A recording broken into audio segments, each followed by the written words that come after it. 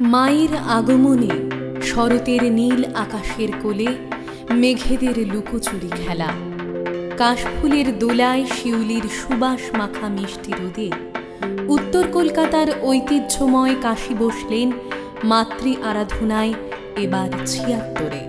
মায়ের চরণ স্পর্শে সুখময় হোক সবার জীবন, মুছে যাক জীবনের যত দুঃখ বেদনা, এই ভুবন হয়ে উঠুক এক চির শান্তিধাম।